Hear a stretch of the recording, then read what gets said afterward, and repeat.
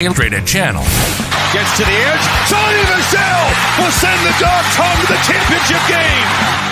If you're looking for the latest Georgia Bulldog news in football, basketball, baseball, and recruiting, then you're in the right place. Anthony Edwards with the jam. Are you kidding me? Hosted by Dogs Daily writers Jeremiah Stoddard, Kyle Funderburk, and Jonathan Williams. Here's a pitch. Hit high out into right center with some carry. It's got a chance. This ball is out of here.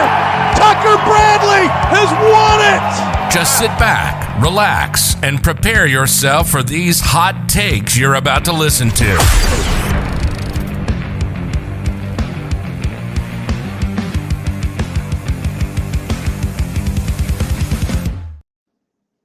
All right, welcome back to another episode of Classic City Sports. As always, Jeremiah Stoddard along with Jonathan Williams, and we have a good episode here for you today. It has been a couple weeks since we've been back in. This summer we know has been spotty, vacation time and all that kind of stuff going on with everybody, families and everything. So it's been a minute. We're happy to be back, Jonathan. I'm glad we get to sit here and do it again.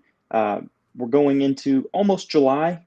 So some big stuff has happened in the summer now, just the past couple weeks and everything like that while we've been gone. Arch Manning's off the board. He's going to Texas. What does that look like for Georgia? And what does that look like for Texas at this point? How does that all play out for us? We're going to talk about all of that. We got to talk about our southern neighbors down there in Florida and what is going on down there. Billy Napier has had a eventful time in his first off season at Florida before he comes on, in his first actual season at Florida now. So we'll kind of cover a little bit of that and what's going on there, kind of laugh at it a little bit, I guess, too, because that's what we're here to do about Florida, to be honest with you. And then obviously we're going to do King of the Hill, and this is going to be a fun one for you. I'm not going to spoil it right now, but just be thinking about your road trips. What do you do on road trips and stuff like that? We've been traveling a lot this summer. We figured that's a good topic to use for this episode. But Jonathan, let's just go ahead and jump straight into it. We won't wait around or waste too much time at the beginning of it. What are you thinking? Arch Manning goes to Texas. First of all, for Texas, we know what that means, obviously. But for Georgia, what does it mean, life without Arch Manning? What does it look like for Georgia? Well, I think Kirby did an excellent job at putting Georgia in a good position with this one because everybody knows the name Arch Manning, mostly because of who his predecessors were, of course. Peyton Manning, Eli Manning, Archie Manning, all those names. The Manning name itself is a household name. So for Arch Manning to now be a high school recruit, Georgia was able to push all of their chips in on this guy. It was who they were going after this class, and they went all in for him. And they swung and miss, and that's going to happen sometimes in recruiting. It happens every single year. This one, it might sting a little bit more just because, like I said, it is Arch Manning. But at the same time, Kirby Smart put his program in a position where they could take their lumps if they missed on Arch Manning. They were not in a do-or-die situation that it was a must-have to get Arch Manning in this class because your quarterback room is loaded. You have so many talented guys in that quarterback room. Monken has done a good job at developing those guys and stacking up that quarterback room as well with Gunnar Stockton, Brock Vandergriff, Carson Beck, and Stetson Bennett, of course. I mean, you couldn't have been in a better situation if you were Georgia to make this push on a recruit like this because you're able to put all of your attention in on him. You went 100 miles per hour nonstop going after him, and you gave it all you had. You just couldn't close the deal. But he still has, yes, he verbally committed to Texas, but the door isn't completely shut on you. You still might possibly have a chance to squeeze yourself back into that one. And maybe Arch does end up coming to Athens, but for right now, he is going to Texas. But Georgia's still in a good position. And I think we just lost Jeremiah. So I'm going to keep rolling it on my own right now. Oh, there he is. He's backing out. We're good. I thought I was going to have to start freelancing there for a second. I was like, oh my gosh, spotlight's on me. I don't know what I'm going to do.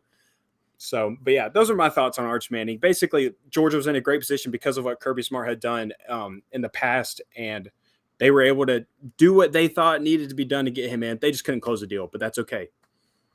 That's all right. Apparently, Jonathan's not ready for the solo show. He got nervous. Really thought I'd drop for a second there. No, I was not prepared for it. No, wait a minute. What do I do? No, so. No, with Arch Manning, I was the one that sat here. Jonathan, you and I talked about this a few times. You want him, right? Like, he's a guy that you want for several reasons. We also went into it knowing you don't have to get him. he may not be the best guy in the class at quarterback anyways. He's going to be rated that high, sure.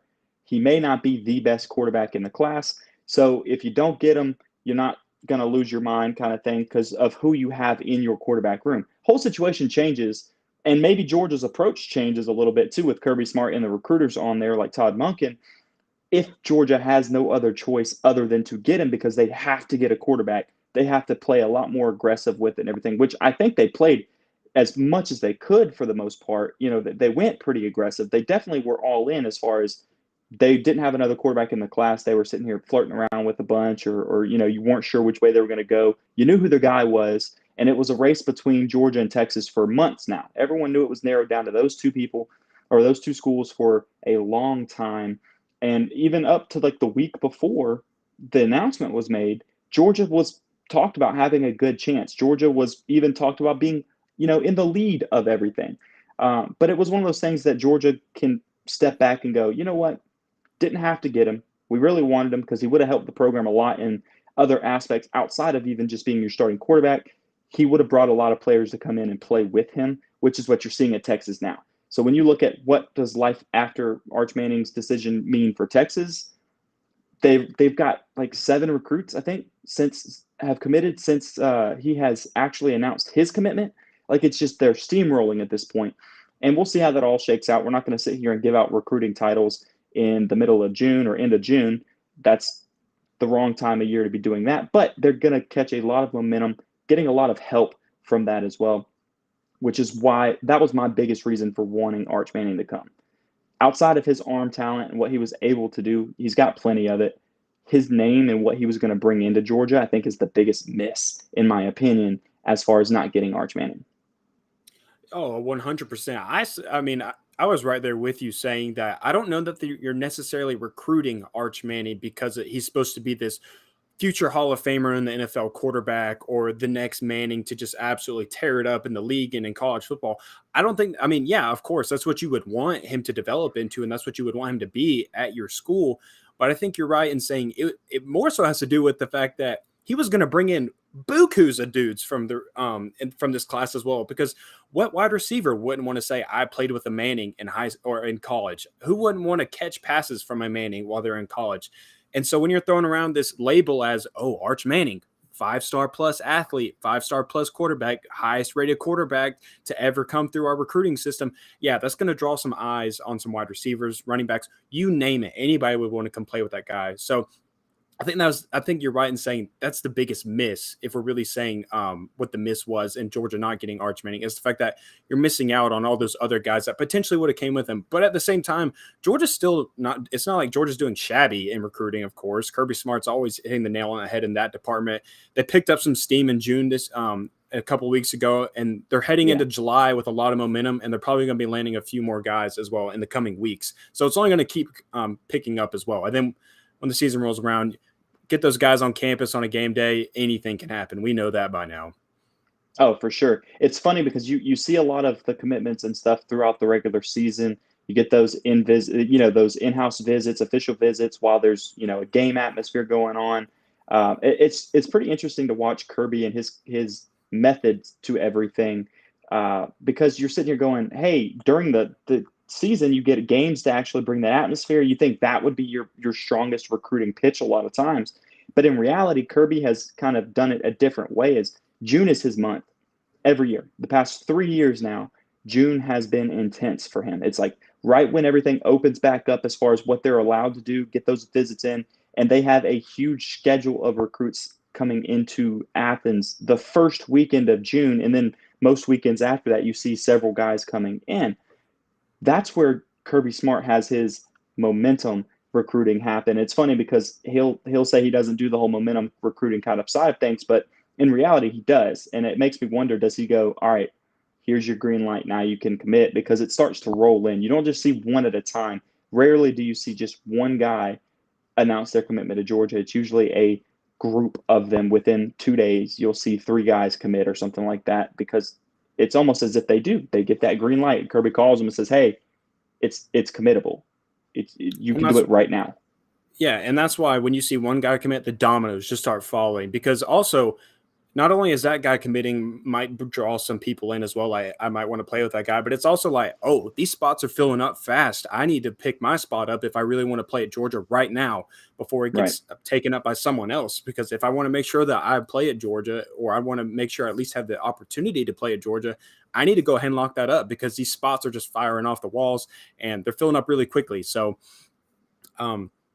yeah, Georgia in recruiting, it's always going to, they go hand in hand together at this point. Kirby Smart has done a really good job at making that a focal point at the University of Georgia. You don't win a national title without recruiting really well. You don't get consistency in the win column like Kirby Smart has during his 6-year career at Georgia without recruiting really well. You don't get the quarterback room that you have right now if you are not recruiting really well. So at the end of the day, I think Georgia fans are also starting to realize that, because I talked to you before the show. In the past, if Georgia had missed out on a prospect like Arch Manning, I think there would have been a lot more chaos on the Twitter timeline and just in general, people saying like, oh boy, Kirby Smart has lost his touch. What is going on? We just can't recruit these guys. What is happening? Whereas I was actually kind of surprised to see that people, for the most part, were pretty calm about missing out on Arch Manning. And it was a pretty consensus response of, we have all these other guys in our quarterback room. Arch Manning would have been great to add into that room. But at the same time, we're good. Like, we're not fretting about what's going on in the future, because we are set for the future. But at the same time, as Harrison has pointed out in the comments as well, now you have to make sure and figure out who you're going to get next, because it makes that one even more important, because you might punt on this class, and more than likely you're going to punt on this class in regards to getting a quarterback. So you got to make sure that next year's class, or whoever you're getting next at quarterback, is a good one, and you really got to sell it, and you really got to close it out on this one. And so that's the only kind of pressure that puts on you on missing out on Arch Manning. Oh, it definitely puts the pressure on the other side of it. But it was one of those years where you could come into it, like you said, and you could go heavily after somebody and put all of your chips into the middle of the table and know that if you miss out, you're going to be okay, kind of thing. So like you can focus on one specific guy and not show love to like 4 or 5 quarterbacks in the class and try to focus on everybody at once. You can really single in onto one guy. So what Georgia didn't happen, didn't work out for them. I think you're right. I think they punt in the 2023 class. I think they start focusing on 2024, because you're really late in the 2023 class at this point, because, early signing day, which is at this point is National Signing Day, let's be real, is in December. So you only have 6 months, 5 months until you get to lock up somebody for this class. It's really late in the cycle. You've got guys that have made their decisions for the most part, or are extremely heavy leans, especially when you haven't really done much of the legwork with those other quarterbacks because of Arch Manning. You were so focused on that. You probably punt on this class, so you're going for next year, and then you got to really, really start showing the love to a few guys. Make sure you get somebody that is a top 5 quarterback in the class next year, because that's going to be needed. Because you got to think, you could be okay with not getting some huge name, to start with, just somebody you can develop, because whoever comes in is probably going to have to wait a little bit, because you've got so many guys at UGA right now. You'll still have Gunnar Stockton, on the roster at that point for sure, by the time the 2024 quarterback comes on. And so you've got time to adjust to it. This is my big thing. You talked about how Georgia fans have been, kind of relaxed with the whole situation afterwards, which has been a nice breath of fresh air kind of thing, that we haven't seen that much from everything like that, right? Had he come to UGA, you know how upset so many Georgia fans would have been when he inevitably did not start his freshman year? Oh, so Lord. Many. I don't know. I don't even want to know how many times you and I would have had to get on this podcast and hop up on our soapbox of calm the F down. Calm down, all right? Arch Manning, we know he's got the name and everything, and we know he's got all the shiny lights, and he glistens in the sun, and he just looks absolutely fabulous in that red and black uniform standing on the sidelines. Lord, I don't even want to know how many times we would have had to have that conversation. We had to have it so many times with JT Daniels. Can you imagine what would have happened if we had Arch freaking Manning on campus? Yeah. Goodness gracious. I mean, I personally, selfishly wanted Arch to come to Georgia just so I could cover him, writing for Dogs Daily and stuff. Gosh, that would have been great. So cool. I would have been the corny grandpa saying, back in my day, I got to cover Arch Manning, blah, blah, blah, all that stuff. So that in a sense would have been cool. Yeah. But But going back to you talking about this class, I think another reason why you probably have to punt is I said earlier that Georgia pushed all their chips in on getting Arch Manning. That also means you got to tell some other quarterbacks that were looking your way potentially and that you were also kind of talking with that, hey, we're pretty much taken care of in this class. We know who we want, and that's what we're going to go after now. And that might create some hurt feelings. I'm not saying anybody has those feelings towards Georgia or that that's the current state of what they're at, but it very well could. I mean, telling a kid that wants to come to you and is really interested in coming there saying like, nah, fam, we good. You go look somewhere else. And then you got to come back and say like, hey, you up? Like basically sending the you up text like to your girl late at night. So, it's basically like that. So to touch base on this though, because, like you said, writing for Dogs Daily and all this stuff, you cover all the recruiting stuff and everything that's going on, right? Have you seen another quarterback do an official visit at Georgia in the class of 2023? Heck, not that I know of. Maybe Harrison can answer that question for us in the comments. Harry, get us in the comments. If that's what you got in the comments, you can let us know, or anybody else. Rudes, I see you in there. Shout out. And Zach, we appreciate everybody in the comment section right now. But if there has been, please refresh my memory, because I don't remember there being a 2023 quarterback to make an official visit to UGA outside of Arch Manning. So they haven't been doing that with anybody. So at this point, if you haven't done that and we're at this point in the recruiting cycle, what do you do at this point? You probably just let it go. And I think Kirby and Todd Monken and them are probably on that same page. I assume they've made some phone calls to some guys and say, hey, we didn't get a quarterback. We were very upfront with everybody about we were trying to get Arch Manning. Can you blame us? It was Arch Manning. It was the Manning family. Like, can you blame Georgia for trying to do that? No, you can't. So at this point, you got to make a couple calls and see what you can get. We'll just see. And go from there. But no, I was refreshed. I was refreshed to see Georgia fans' reaction. I think a lot of people just kind of understood it was a very tough task to get him. You had a lot of guys going after him and a lot of money being thrown at him with the NIL at this point. Let's be very real. It is pay to play. They are giving you NIL deals to come to the school, even though they aren't supposed to. He's going to be having a chance to get it. But you've seen Georgia fans be calm and patient about it. You know what we haven't seen down south? Fans be calm and patient when they haven't gotten the recruit they were going for, to the extent that Billy Napier had to write an open letter to Florida fans after they did not get some crystal balls, not even an official commitment. Now there's been some commitment since then, but he wrote an open letter after like 2 or 3 crystal balls didn't go their way. And the kid hadn't even officially announced his recruitment yet. How you feeling about Florida down south and Billy Napier? All I'm going to say is Tom Crean managed to go 3 years at the University of Georgia with below average play and poor coaching. That topic is no stranger here on this platform. And he never wrote an open letter apologizing to anybody for the underperformance of his basketball program. Would he? And Billy Napier is, although he owed everybody, to be honest with you. He did owe everybody apologies. Tom Crean actually should have wrote an open letter. He should have been writing one. But what I'm saying is, after all that, he never wrote one. And then Billy Napier is 8 months in to his head coaching job at Florida. Hasn't even coached a game at the University of Florida. And we got fans saying, get him out of here. We're done with him. We are like, what is going on? I mean, people coming after this guy's head haven't even closed out his first complete recruiting cycle, which would be 2023. Haven't even gotten close to closing that out. Still got a few months away from doing that. Haven't even began the season. And this man has to come to his fan base and write an open letter, basically telling them to calm down. And I'll tell you one thing that stuck out to me when I read it. Let me get the quote up. So here's a quote from Billy Napier's open letter to the Florida fan base.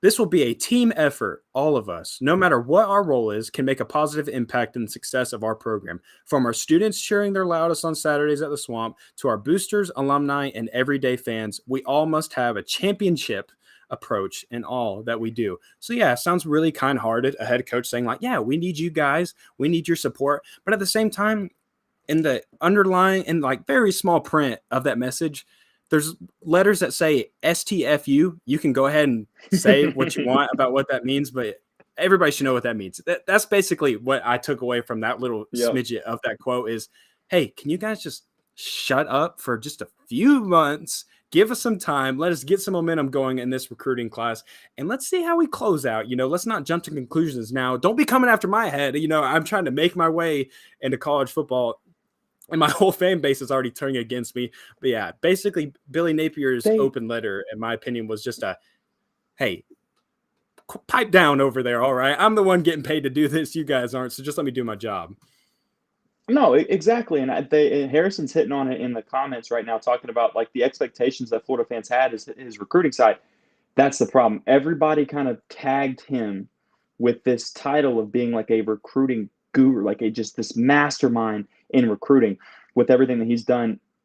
He hasn't coached in the SEC. He hasn't gone after the guys that you go after in the SEC.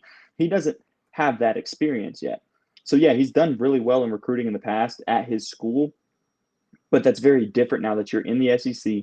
You're competing with Kirby Smart, Nick Saban, and other guys of that caliber. You can't expect him to walk in the door year one and just all of a sudden gain all of this momentum without doing anything first. So I think right now, I saw something earlier today or yesterday, I think, where 24/7 had them around 30th ranked in the recruiting class. That's honestly, guys, considering the fact that it's still June right now, that's not a terrible, it's not god awful. It's not great. Don't get me wrong. I'd be pissed if Georgia was there right now. Actually, I wouldn't be that pissed if Georgia was actually at that spot right now, because I just thought about this. I'm pretty sure Bama is sitting at 20 right now. And so, they're finishing top 5. It's June. You missed on a couple of guys. That doesn't mean he can't still give you a top 15 class or something of that nature by the time December, whatever comes, the first week of December comes around, and he actually has to have his first class kind of locked up. He's 30th right now. It's June 29th. You got plenty of time. You're only 10 spots behind Bama right now. That should say a lot to you. So my message to them would be just, can you give the guy a chance? I'm here for all the crap going on in the media about it, though, because it's fun to sit back and watch them all panic about it. It's not a big deal. I'll tell you exactly where it's coming from. It's the fact that Miami right now is starting to kind of heat up on the recruiting trail. They got some good stuff going down over there. Cristobal is doing some damage down there in Florida. That's where they should be scared. Mm-hmm. That's where they are getting scared, is because for the longest time now, it's kind of just been Florida hanging out down there and in the state. They've just been the best school, I guess you could say, in the state of Florida for quite some time now. Miami hasn't been relevant. Florida State hasn't been relevant since Jameis Winston. And so now with both of those schools kind of heating up a little bit. What, UCF? they national were state champions. State champions last year. State champions. Lord, gosh, don't even get me started on their Mickey Mouse national title claim. Anyways, that's where and the state championship. Gosh, and so I think that's where the jealousy is coming from, is that all of a sudden they see these other Florida programs, they're up on the rise, and so Florida's just I guess they kind of just expected Billy Napier to walk in and bring this program all the way up to the top. All of a sudden, you got to remember where you came from. Florida fans need to realize it's going to be a grind for Billy Napier to get this program back where they want it to be. It's going to take some time. It's going to take multiple recruiting Mullen classes. ran it into the ground. Yeah, you got to remember where you came from. Don't forget about your roots, bro. You can't forget about where you started at. What kind of situation he was brought into. I mean, that locker room was a freaking mess when he came into there because of what was going on with Dan Mullen. He wasn't bought into the program. Players weren't bought into the program. So now Billy Napier's got to come in, reevaluate everything, get these guys bought back into the program, or scramble and find guys to come in that he wants to compete for himself. And on top of that, he's got to get the 2023 recruiting class rolling. So I'm not over here putting my Florida banner up above me or anything like that, or waving the flag or by any means for them. But what I am saying is you got to take a realistic look at things. It's just like with Georgia. When Kirby Smart first came in, everybody says Kirby Smart was blessed or given on a golden platter with this beautiful program with a bow on top.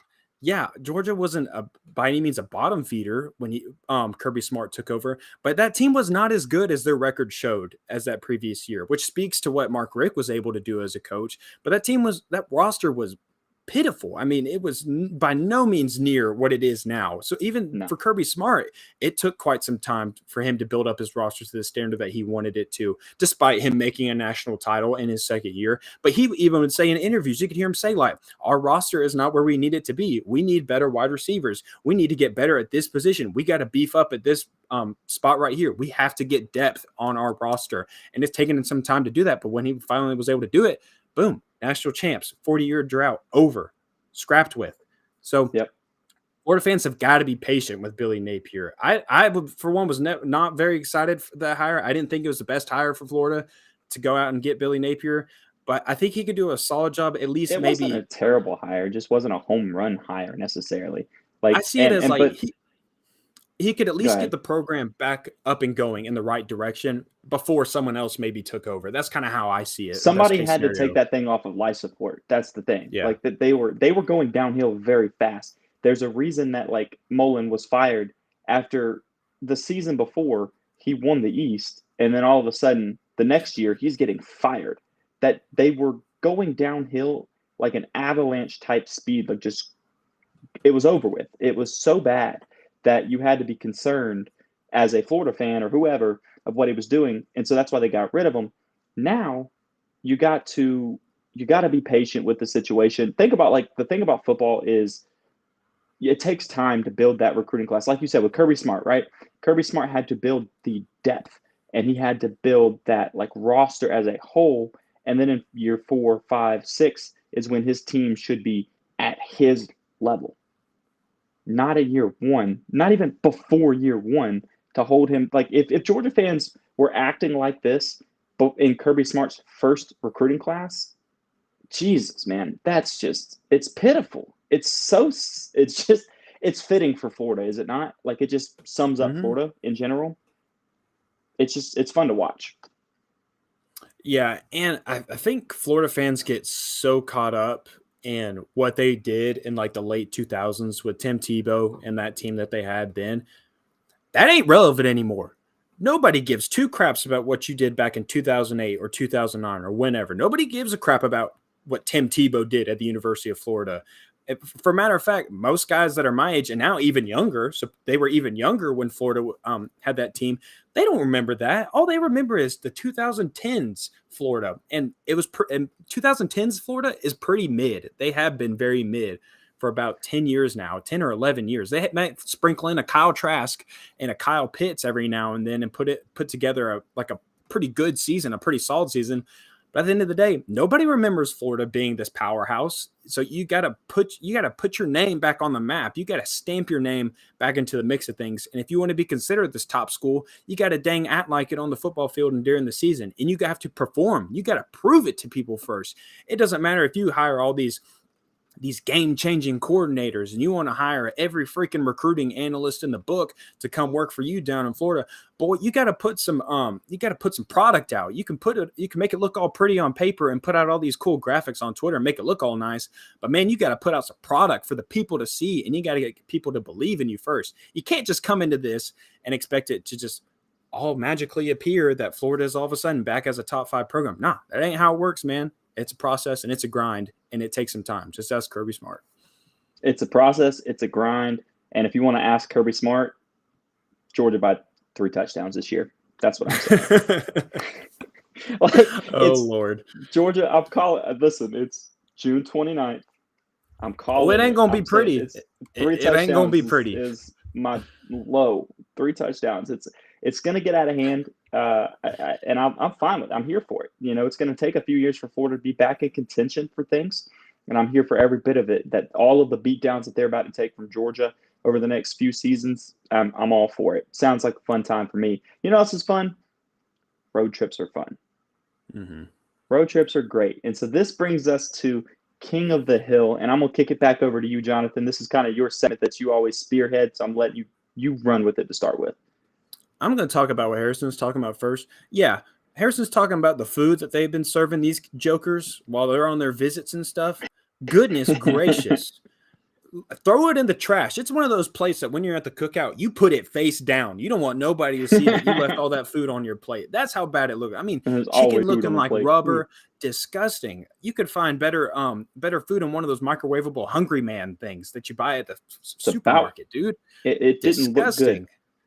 You could at least give the guys some good food, man. And goodness gracious, that was pitiful. That was one of the worst things I've ever seen. If you're going to host all these players and you're trying to get them to come to your program, food might be a good way to start to get them like, oh, I remember how good that fried chicken was that Coach Napier served us on that trip. But anyways, food does have to do with what we're talking about for today's King of the Hill segment.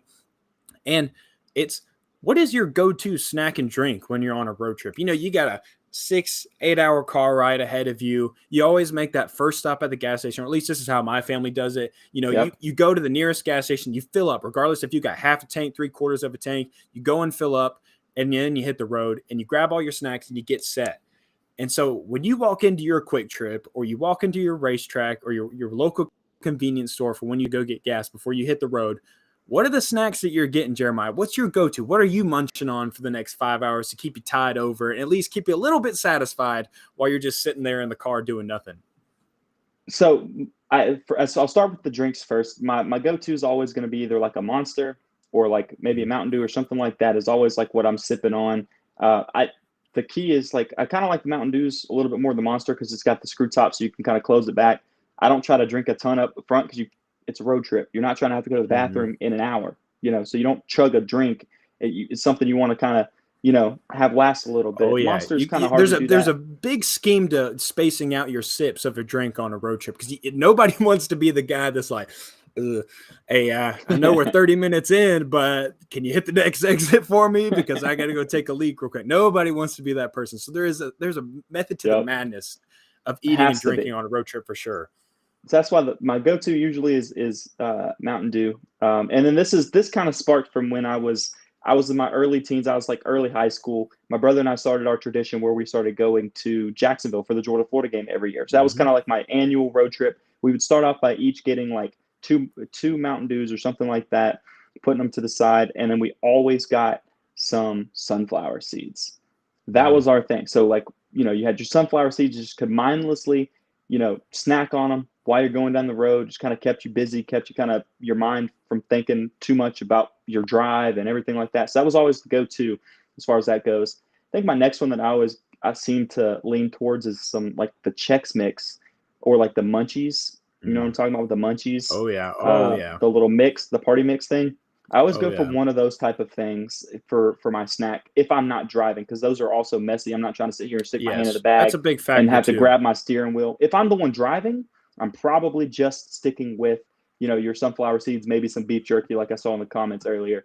But if I'm the passenger, I might crack a bag of chips open, start digging through all that good stuff.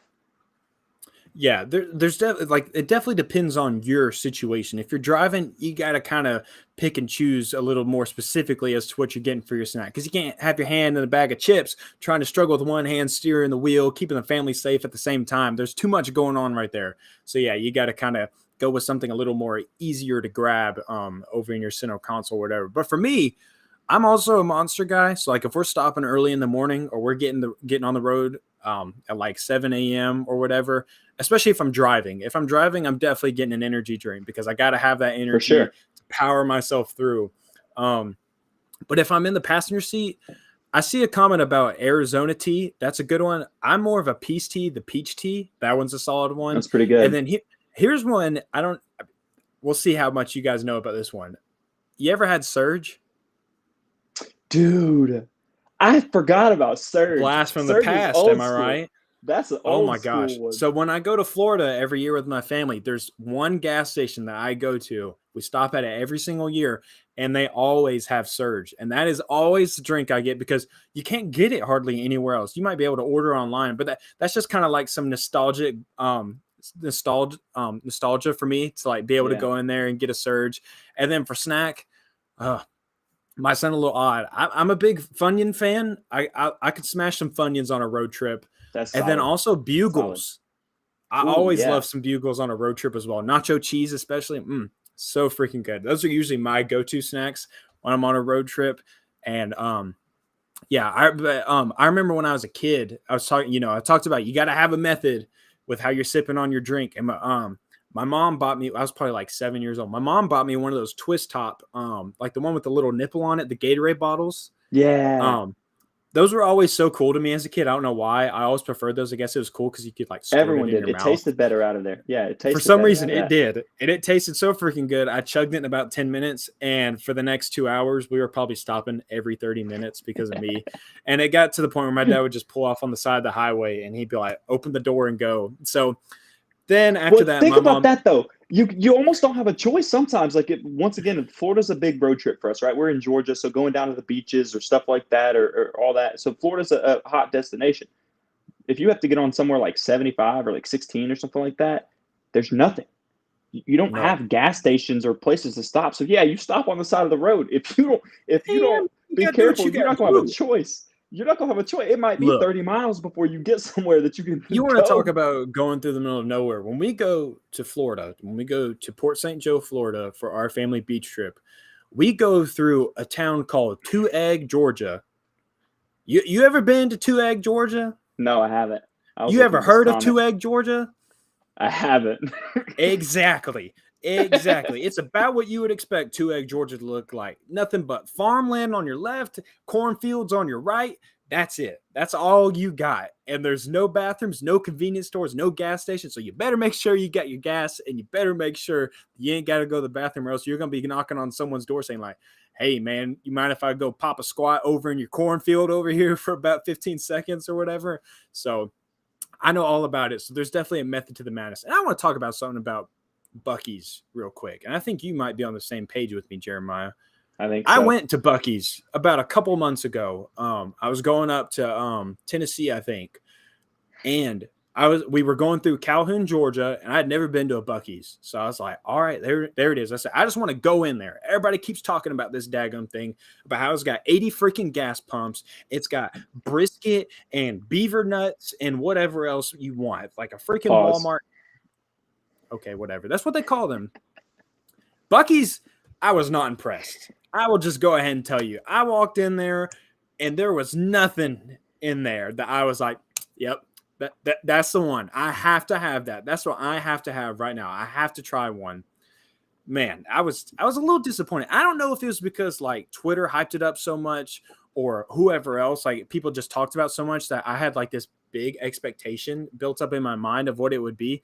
I was a little disappointed about it, and I think it's a little overrated if you ask me.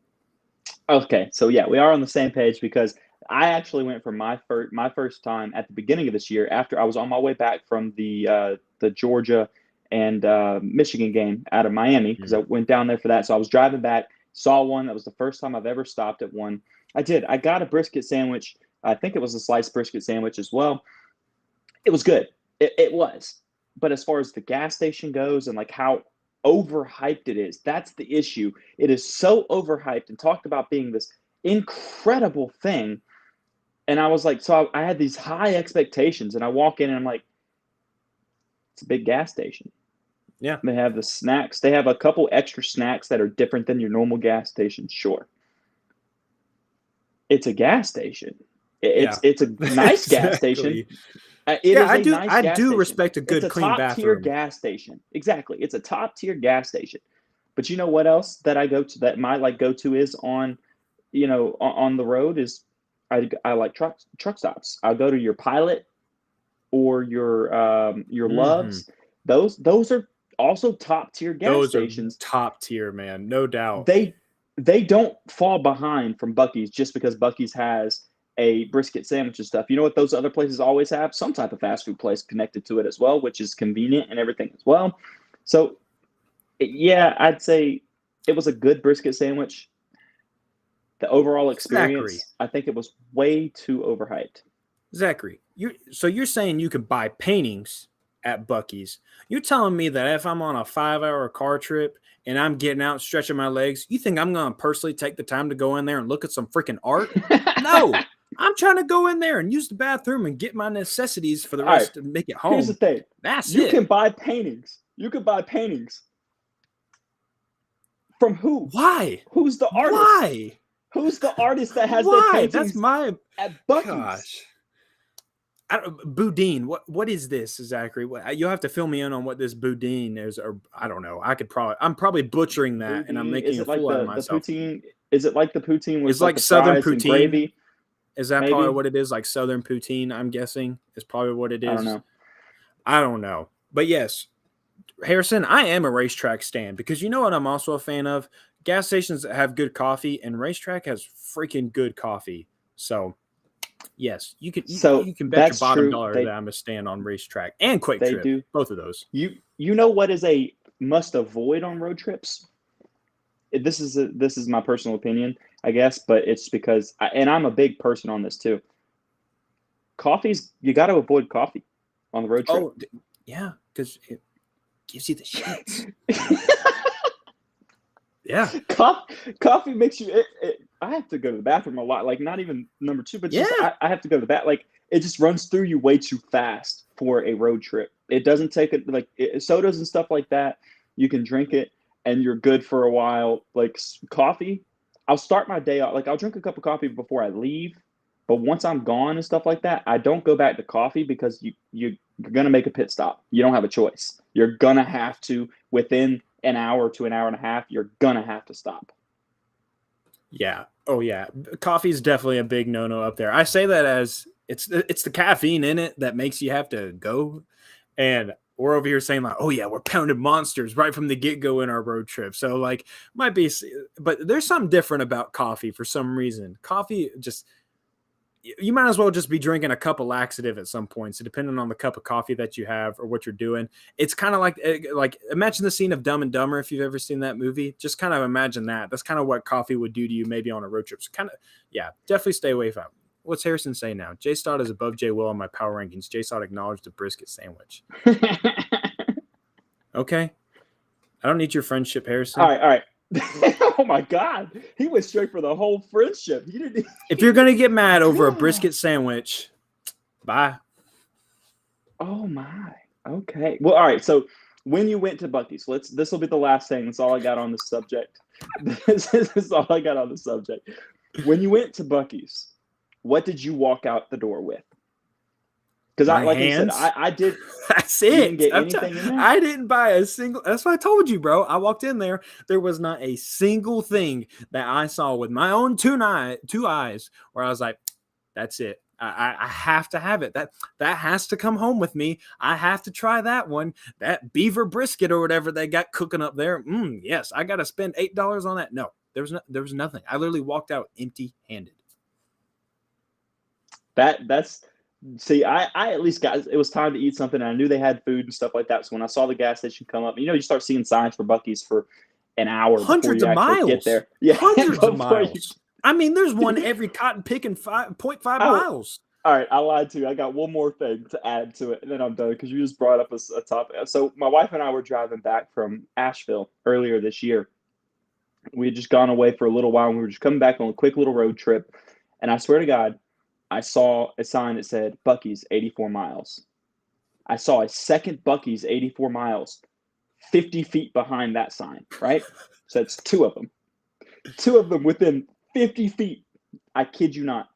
Then I saw another sign, Buc-ee's 83 miles. Buc-ee's 82 miles. Buc-ee's 81 miles. Didn't see another Buc-ee's sign for the next 60 miles after that. Thing. Why were there 5 or 6 Buc-ee's signs 80 miles away? Why not? Bro? 80 miles away. And then I didn't see them anymore. That's such a waste of marketing. There's a method to the madness for them. I don't know what it is, but obviously they're doing something right. We're on here giving them basically a whole 20-minute advertisement, just talking about it during this segment. Although we haven't done a great job exactly telling you why you should go. We've more so been the guys saying don't mess around and go there. Just stick to your essentials and your basics. But yeah, I'm just trying to set expectations back where they should be. It's a really nice gas station. I recommend going if you've never been just to see it, but don't go into it thinking it's going to be this the most incredible thing you've ever seen. It's a big gas station that has, brisket sandwiches, which I've heard this recently, and I'm going to actually have to go try it. Maybe we'll go one day and do it at QT. QT now has brisket sandwiches I'd be willing to bet you that's going to compete with that Buc-ee's brisket sandwich because QT does everything well. I got a QT near my house. I ain't got a Buc-ee's nearby. But Harrison, I see you talking about what I got going on behind me. And if you're watching with us on YouTube, you do see I have upgraded my at-home studio. Used to just have a plain wall. You could see all kinds of crap going on behind me, a door behind me, nightstand, whatever. But we got the Bravos going. We got the Falcons rocking up here with a Matt Ryan signature somewhere up there. You probably can't see it on the camera, but it's up there. I promise. And, of course, you got to show some love to the throwbacks. Best uniforms in the NFL when they wear them. Hands down. Oh, so crisp. So, yeah, I did some upgrades for you guys. Got my lighting situated perfectly as well. But anyways, I know you guys probably didn't come to listen to us to hear us rant about gas stations for 20 minutes or what we think our best gas station food is, whatever. But hey, it's off season and we just wanted to come on, show our faces again. Maybe you guys thought we just kind of went MIA, quit doing the podcast. I don't know, but we want to make sure that you guys knew that we're still around. We are going to be taking next week off though. It is 4th of July. So we're just going to take that week off, holidays, enjoying time off and whatnot. And, and so, but we'll be back the following week when we get the ball rolling again, and we'll have some more topics to talk about, and we'll have some more content for you guys. So, Jeremiah, crawfish stuffed chicken. I'm good. Nah, fam. I don't need that. Speaking of things that are gonna make you go, I can guarantee you that'll be one of them. That definitely will make you take a few stops down the road. I can guarantee that. Seafood at a gas station in general, no, thanks, man. That's like that. Call. You've never heard good stories about people getting sushi from a gas station. Stay away from the crawfish too, definitely. That's a bad call. I'm gonna avoid that. But anyways, I'll go ahead and do my duties to close out the show. Do it. Social media. We got me, Dr._J-Will. Switch it up on you guys. Used to be 22_J-Man. Now it's Dr._J-Will. Dr._J-Will. Then we got Jeremiah, who also changed it up for us. He's the Stod Father. Not Stod Father, Stod Father. So we got both of those Twitter names switched up on you guys. And we also have a new podcast Twitter handle as well. Classic City Pod. Used to be Dogs Daily Pod. Now it's Classic City Pod. So a lot of curveballs being thrown at you guys all at once, but here to remind you, go follow us, go hit us up, ask us questions, DM us content that you want us to talk about. Always glad to answer any questions that you guys have or take suggestions of what you want to hear about when we're talking about what we're talking about on our podcast as well. But other than that, also Facebook, all that other stuff. Pretty sure there's no grandpas in here. Dan's not in here. So, but anyways, Jeremiah, I will let you close us out, brother. Speaking of that, we got to text Dan after this. He wasn't in here. We got one of the two. We got one of the two. We did. As always, keep it classy in the Classic City. We will catch you guys next week.